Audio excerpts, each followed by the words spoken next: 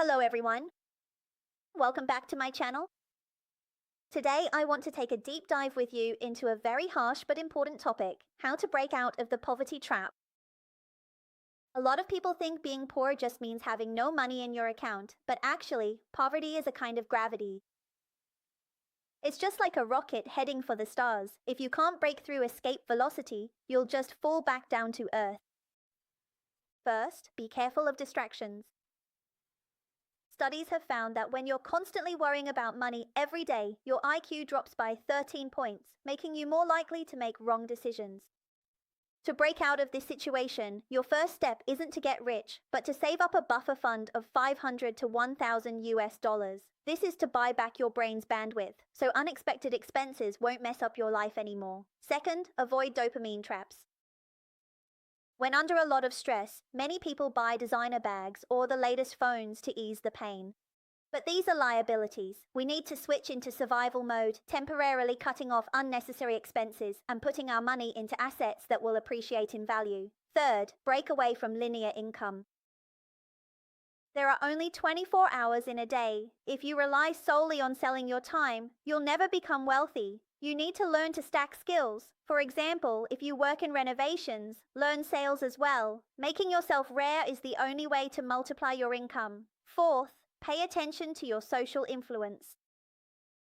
If all your friends around you are always complaining and blaming others, they'll drag you down like crabs in a bucket. You need to find capable people to be your virtual mentors, read more books, listen to podcasts, and change your mindset. Finally, make use of the power of leverage. You need to go from being someone who pays interest to someone who earns interest. First, survive, then accumulate, and only then can you truly achieve financial freedom. Remember, the chains of poverty are often forged in the mind. The door to the cage has actually always been open. As long as you have the courage to step out, you too can soar higher. I've divided this video into two parts. First, we'll break down its core concepts in detail, so you can see the big picture clearly. After that, I'll play the original audio so you can personally hear his legendary yet down-to-earth advice. If you like this video, remember to subscribe and share it with your friends. Let's set aside our biases. Let's get started. All right, let's get right into it. Today, we're not going to talk about how to get rich. Honestly, in a lot of ways, that's the easy part. We're going to tackle something much, much harder. How to not be poor. Now that's the real challenge. So, is poverty just about not having enough money? I mean, that's what most of us think, right? That it's just a number in your bank account being too low. Well, I'm here to tell you that's just not true. And believing that, well, that's the very first link in the chain that keeps people trapped. See, poverty isn't just a state of being. It's an active, dynamic force. It's like a gravitational pull, a trap, really, that's specifically designed to keep you inside. It's this closed-loop system that just pulls you back in, no matter how hard you try. You end up just spinning your wheels until you're completely out of gas. So to get out, you can't just climb. No, you have to launch. And that idea of launching brings us to this amazing concept from, of all places, rocket science. It's called escape velocity. It's the exact speed a rocket needs to hit to break free from Earth's gravity. And here's the crazy part. If that rocket uses 99% of its fuel, but only gets to 99% of that speed, it doesn't get 99% of the way to the moon. Nope. It falls all the way back down to Earth, and it crashes, ending up way worse off than when it started. Is that not the perfect metaphor for what it feels like to try and escape poverty with just linear effort?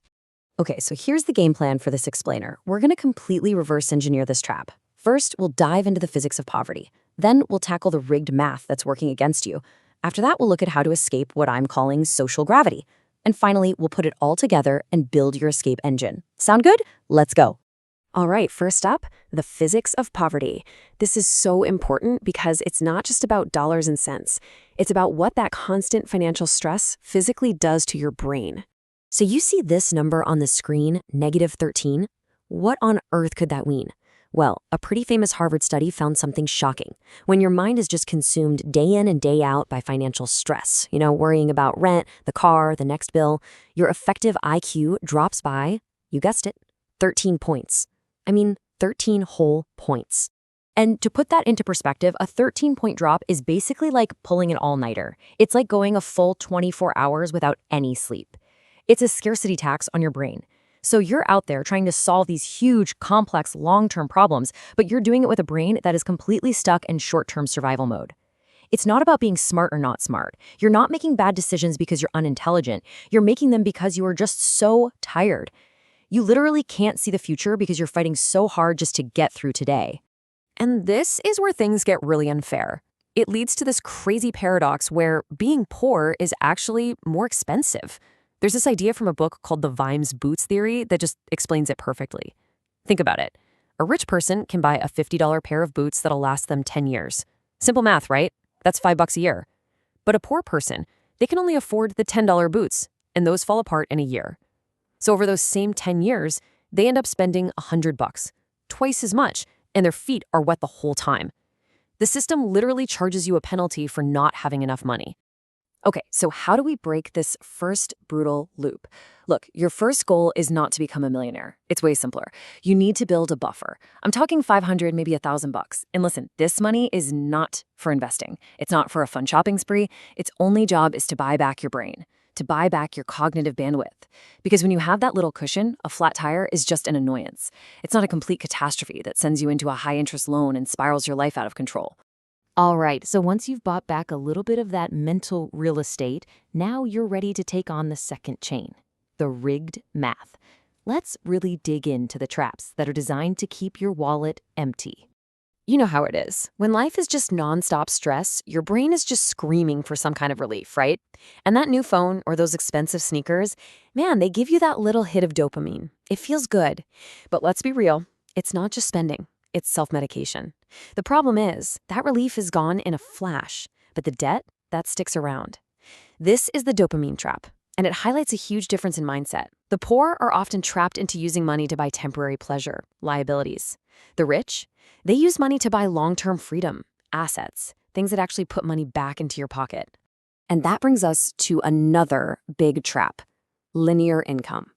From the time we're kids, we're taught that time equals money. You work an hour, you get paid for an hour. But here's the catch. You only have so many hours in a day. Your time is finite, which means your income has a hard cap. To break out of that, you have to stop selling your time and start selling unique value. And the secret to doing that? It's something called skill stacking. Think about Scott Adams, the guy who created Dilbert. He said himself he wasn't the best artist in the world. He wasn't the funniest writer, but he was pretty good at art and pretty good at writing and pretty good at business. He stacked those skills together and became one of a kind. Or look at these examples. A construction worker who also learns sales. They're not just a laborer anymore, they're a deal-closing contractor. A waiter who takes a course on copywriting. Suddenly they can design menus that get people to spend more. You see? You become a double threat, maybe even a triple threat. You detach your income from the clock because the market pays a premium for rare combinations, not just raw effort. And finally, in this section, we have the compound void. You've probably heard that Einstein supposedly called compound interest the eighth wonder of the world. The saying goes, he who understands it, earns it. He who doesn't, pays it. And if you're stuck in the poverty loop, you are paying it every single day. On credit cards with 20% interest on payday loans, the math is literally designed to work against you. Meanwhile, the wealthy are on the complete other side of that equation. They're earning it through things like index funds and businesses. That is the line you absolutely have to cross. Okay, now we're getting to what might be the single hardest chain to break, escaping social gravity. And this is all about your environment, the people you surround yourself with. You've heard this a million times, right? You are the average of the 5 people you spend the most time with. It's a cliche because it's true. I mean, think about it. If your 5 closest friends are broke, constantly complaining, and have zero ambition, what are the odds you're going to be the 6th one? It's almost inevitable. Our brains are basically mimicking machines. We subconsciously copy the habits and the mindsets of our tribe. And this can get even worse, leading to something called the crab bucket effect. The idea is, if you have a bucket of crabs and one tries to crawl out, the other crabs will literally pull it back down. Now, they're not doing it because they're evil or they hate that crab. It's because that one crab escaping highlights the fact that they're all still trapped. So when you start to change, when you start to improve your life, your friends might not cheer you on. They might be the ones to tease you, to tell you you've changed, or that you think you're better than them now. That noise, that's the sound of social gravity trying to pull you back in. So the big question is, how do you break free from that pull? It starts with what might sound harsh, ruthless isolation. But I don't mean from people. I mean from their negativity. You just cannot afford to absorb hours of complaining and victimhood. It's poison. And at the same time, you have to find a new tribe. And guess what? Thanks to the internet, your tribe doesn't have to live on your street. You can find virtual mentors, read books, watch interviews, listen to podcasts. You can literally download the operating system of the most successful minds in history directly into your brain. You get to choose to be the average of the authors you read, not just the people you see every day. Okay, we've looked at the physics of poverty, we've broken down the rigged math, and we've talked about social gravity. Now it's time to put it all together. It's time to build your escape engine. This is the launch plan. It all breaks down into 3 clear stages. Stage 1, survival. This is where you go into what some people call monk mode. You cut every non-essential expense to the absolute bone with one goal: eliminate all high-interest debt. You have to stop the bleeding first, okay? Then, stage 2, accumulation. Now you can start building your snowball. You start putting a small but consistent amount of money into productive assets. Something simple like a low-cost index fund is perfect. And that leads to stage 3, freedom. This is it. This is the moment you finally hit escape velocity. It's the point where your assets are generating enough income to cover your basic living expenses. You are no longer forced to trade your time for money just to survive. So it all comes back to this one core idea: the scarcity tax, that dopamine trap, the social gravity, the compound void. Yeah, these are the chains. And they are absolutely real external forces. But ultimately, they are forged, and more importantly, they can be broken right inside your own mind. So I'm going to leave you with this final thought, this final question. The system, your environment, maybe even your own inner voice of fear, they all want you to believe you're stuck in a cage. They want you to stay right where you are. But here's the secret. The cage door, it's always been open. You have the map now. You see the way out. So the only question that really matters is, do you have the courage to take that first step and walk through it? Today, we're going to talk about the most difficult subject in economics. We're not going to talk about how to get rich. That is the easy part. We are going to talk about how to not be poor. That is the hard part. Most people think poverty is a lack of money. They are wrong. Poverty is not a number in a bank account. Poverty is a gravitational force. It is a trap. It is a closed-loop system designed to keep you inside, spinning your wheels until you run out of energy and die. I call this the physics of poverty. If you want to understand why you are stuck, you have to understand rocket science. When a rocket tries to leave the Earth, it fights against gravity. To reach orbit, it must hit a specific speed. We call this escape velocity. If the rocket uses 99% of the fuel required but does not hit that specific speed, do you know what happens? It does not get 99% of the way to the moon. It falls back to Earth and it crashes. This is exactly what happens to the working class. You work hard, you save a little bit of money, you try to climb out of the hole, you get halfway up the wall, and then something happens. Your car breaks down, you get sick, the rent goes up. Gravity kicks in, and because you did not reach escape velocity, you fall all the way back to the bottom. Actually, you fall lower than before because now you are discouraged. Now you are tired. Now you have less fuel. This is why working a little bit harder does not work. In the physics of poverty, linear effort produces 0 results. You need exponential effort to break the gravitational pull. You need to understand that the system is rigged against you, not because of a conspiracy, but because of mathematics. Poverty is expensive. When you are poor, everything costs more. You cannot buy in bulk, so you pay a higher unit price for food. You cannot afford good boots, so you buy cheap boots that break every year. You cannot afford a good dentist, so you wait until the tooth rots and you have to pay for a root canal. This is called the Vimes-Boots theory of socioeconomic unfairness. The system charges you a penalty for being poor. It charges you late fees. It charges you overdraft fees. It charges you high interest rates because you are a risk. So you are running a race with a heavy backpack while the rich are running with the wind at their backs.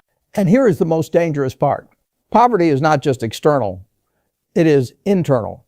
When you are in this trap for too long, it changes your brain. It rewires your neural pathways. It puts you in a state of constant fight or flight. Your IQ literally drops.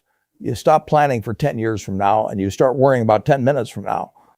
You become reactive, not proactive. This is the poverty loop. Low income leads to stress. Stress leads to bad decisions. Bad decisions lead to no assets. No assets lead to low income. Round and round it goes. A perfect vicious circle. But there is a way out. The laws of physics can be broken if you have enough force. In this video, we are going to reverse engineer this trap. We are going to look at the 5 specific chains that are holding you down. We are going to talk about the scarcity tax that drains your brain. We are going to talk about the dopamine trap that steals your cash. We are going to talk about the linear income trap that wastes your time. And finally, I am going to show you how to build your own engine, how to generate the escape velocity needed to leave the atmosphere of poverty forever. Once you break orbit, everything changes. The friction disappears, the silence comes, and you can finally fly. But first we have to survive the launch. Let's begin the countdown. Let us enter the first loop. I call this the scarcity tax.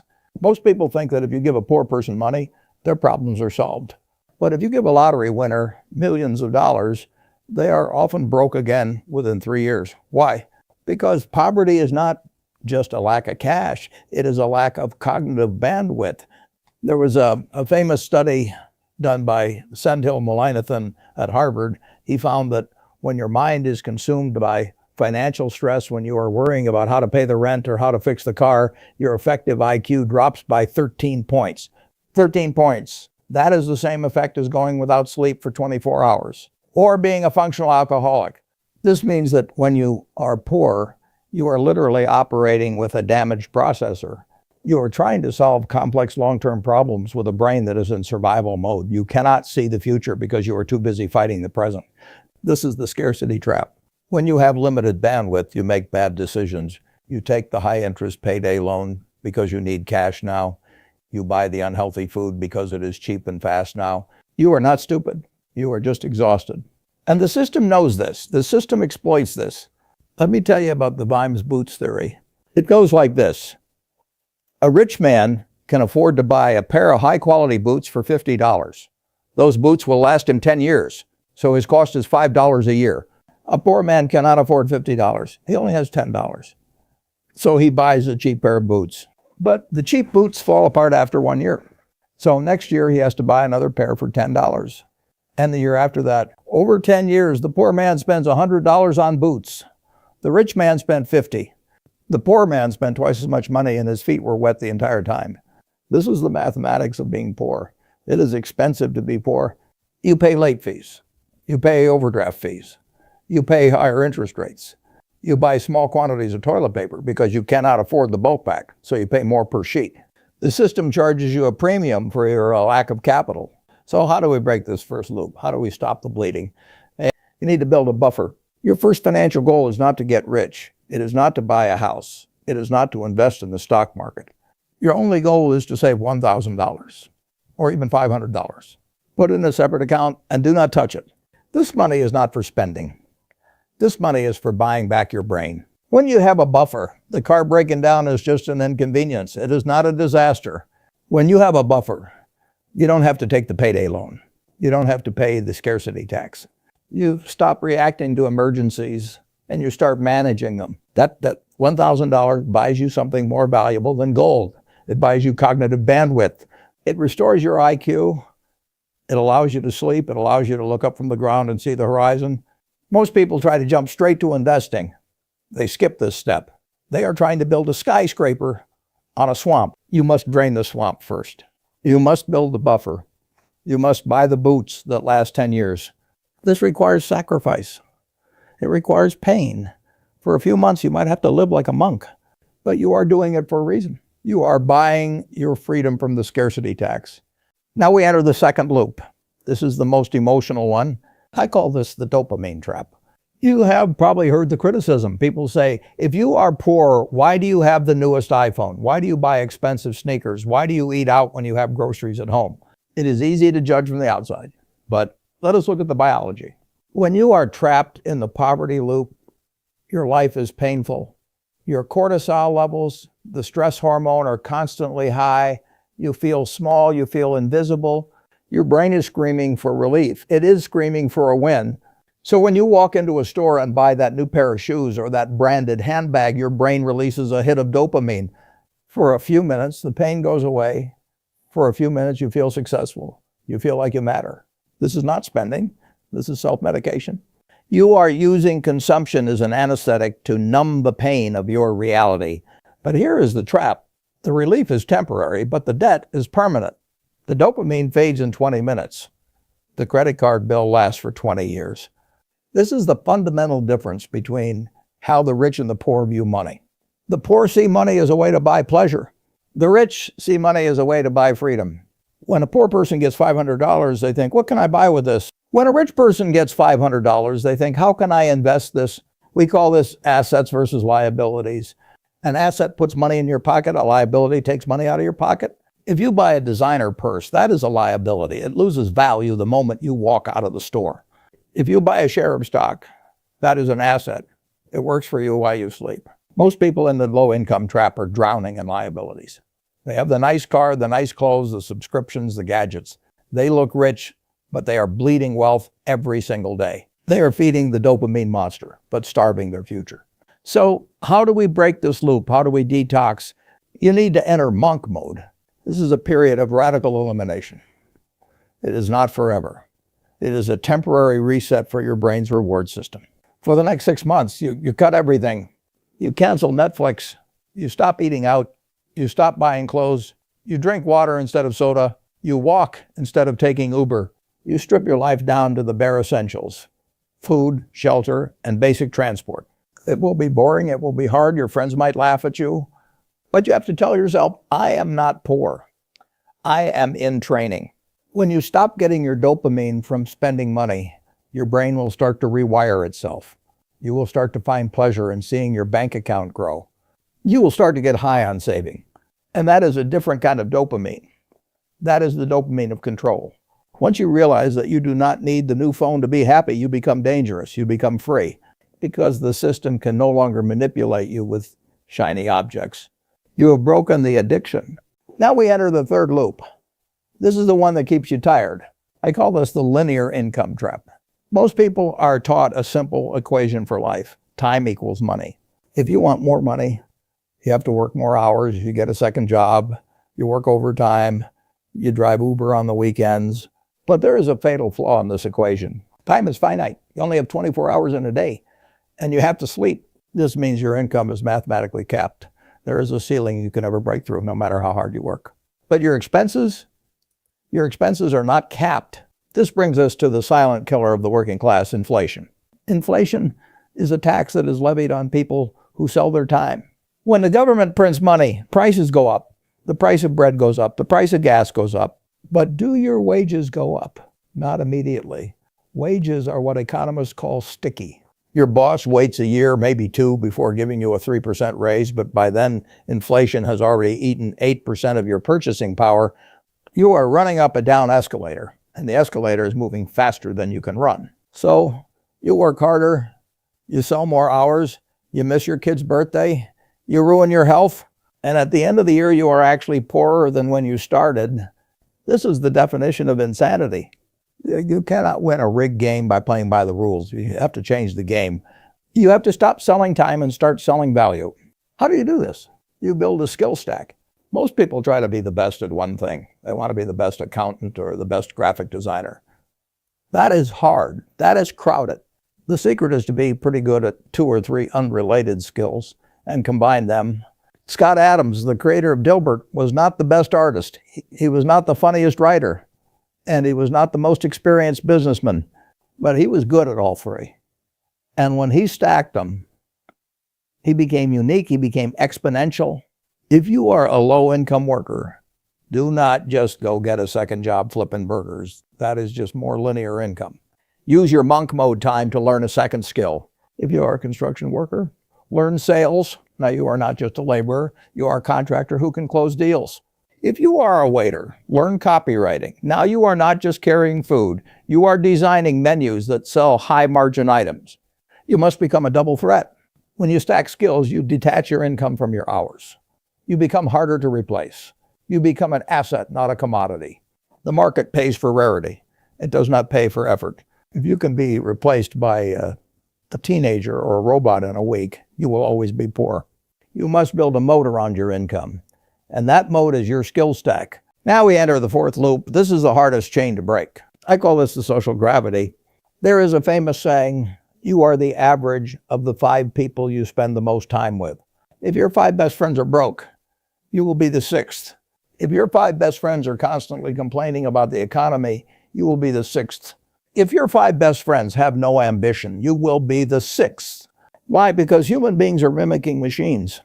We have something in our brains called mirror neurons. We subconsciously copy the behavior, the language, and the mindset of the tribe around us. If you are trying to escape poverty, but you're surrounded by people who have accepted poverty, you are fighting a losing battle. This brings us back to the crab bucket effect. If you put 1 crab in a bucket, it can crawl out. But if you put 10 crabs in a bucket and one tries to escape, the other 9 will grab its legs and pull it back down. They do not do this because they are evil. They do this because your success makes them feel unsafe. Your escape highlights their imprisonment. When you start your monk mode, when you start saving money, when you start learning new skills, your old friends will notice.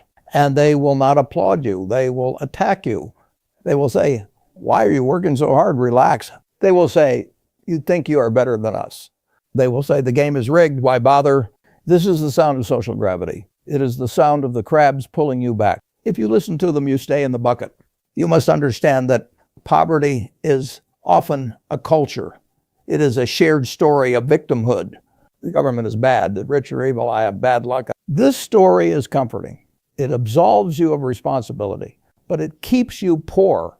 So how do you break this loop? You must practice ruthless isolation. I'm not saying you have to be mean to your family or your childhood friends, but you have to protect your mind. You cannot afford to spend 3 hours a day listening to someone complain about their life. That is poison. You need to find a new tribe. Now, you might say, but Warren, I am poor. Rich people do not want to hang out with me. That is true. You cannot just walk into a country club, but you live in the age of the internet. You can find virtual mentors. You can spend your time with Charlie Munger. You can spend your time with Einstein. You can spend your time with the greatest minds in history. Read their books, watch their interviews, listen to their podcasts. Let their voices drown out the noise of your environment. When you read a biography of a billionaire, you are downloading their operating system into your brain. You are hacking your mirror neurons. You are choosing to be the average of the authors you read, not the people you live next to. This is how you escape the gravity of your zip code. You build a new neighborhood in your mind. And finally, we arrive at the 5th loop. This is the engine of wealth. I call this the compound void. Albert Einstein famously said, compound interest is the 8th wonder of the world. He who understands it earns it. He who doesn't pays it. If you are trapped in the poverty loop, you are likely on the wrong side of this equation. You are paying compound interest. You have credit card debt at 20% interest. You have car loans. You have student loans. The math is working against you. Every day you wake up, you are poorer than you were the night before, even if you didn't spend a dime. You are paddling a boat upstream, and the current is stronger than your arms. The wealthy are on the other side. They earn compound interest. They have money in the S&P 500. They have real estate. They have businesses. Every day they wake up, they are richer than the night before, even if they slept all day. This is the snowball effect. If you want to escape low income, you must stop being the person who pays interest and start being the person who earns it. You must cross the line. How do you do this? You need to follow the 3 stages of escape. Stage 1, survival. This is where you stop the bleeding. You cut your expenses to the bone. You use your monk mode savings to pay off your high interest debt. You kill the vampire that is sucking your blood. Stage 2, accumulation. This is where you start buying assets. And I do not mean a house or a car. I mean productive assets. You take $10 a day, just $10, and you put it into a low-cost index fund. You ignore the noise. You ignore the flashy trends. You just buy a piece of the American economy and let it grow. You are building your own snowball. It will look small at first. It will look pathetic, but you must trust the math. Stage 3, freedom. This is the moment when your assets generate enough cash flow to cover your basic survival needs. This is escape velocity. The moment this happens, you have broken the gravitational pull.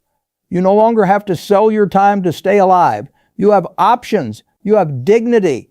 Now, let us review the poverty loop. We talked about the scarcity tax. We talked about the dopamine trap. We talked about the linear income trap. We talked about the social gravity. And we talked about the compound void. These are the chains that bind you. But remember this, chains are made of metal, but they are forged in the mind. The door to the cage is open. It has always been open. The system wants you to stay inside. Your friends want you to stay inside. Your own fear wants you to stay inside. But you have the physics on your side. You have the map. You just need the courage to walk out. That's all. Thanks for watching.